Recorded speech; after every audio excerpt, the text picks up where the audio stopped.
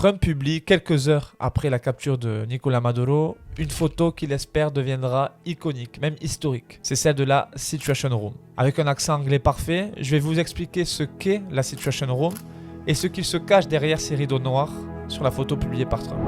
Alors la Situation Room, elle est créée en 1961 par JF Kennedy lors de la crise des missiles de Cuba. Elle est d'abord un centre de commandement où les présidents peuvent suivre en direct, en temps réel, lorsqu'il y a des guerres, des attaques, des attentats. Ce lieu a été tenu secret et top secret pendant longtemps, jusque dans les années 90, et aucune photo ne pouvait y sortir. À cette époque-là, les grandes décisions politiques restaient dans l'intimité du pouvoir et on ne voulait pas divulguer et diffuser des photos de ces moments-là. Mais c'est en 2001, après le 11 septembre, que le gouvernement Bush décide de publier les premières photos de la Situation Room pour mettre en avant le côté réflexion, stratégie.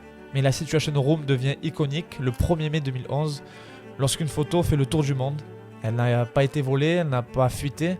C'est le photographe de la Maison Blanche, du gouvernement Obama, qui l'a publié, Pete Souza. Sur cette photo, Barack Obama, il est assis, silencieux, entouré de conseillers et il regarde la guerre à distance. Cette photo, elle ne montre pas les combats, elle montre que le pouvoir est en train de décider. La diffusion publique montre un tournant dans la communication politique et à travers cette Situation Room, on veut montrer que Barack Obama a le sens des responsabilités et est capable de suivre des directions démocratiques, c'est-à-dire se mettre en retrait par rapport à ses conseillers. Il y aura ensuite des photos de Joe Biden dans la Situation Room lors du retrait chaotique des Américains de l'Afghanistan, mais aucune ne deviendra aussi iconique que celle de Barack Obama. Et d'ailleurs, l'actuel président va publier sur le site du gouvernement de la Maison Blanche ces moments de réflexion, de gravité et de responsabilité dans la Situation Room.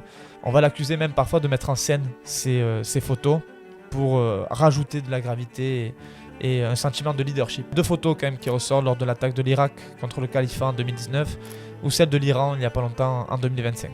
Mais cette dernière photo qui reprend les codes de la Situation Room et qui veut mettre en avant un moment important et décisif dans l'histoire américaine, n'a pas été prise à la Maison Blanche, mais dans la résidence luxueuse de Donald Trump à Mar-a-Lago.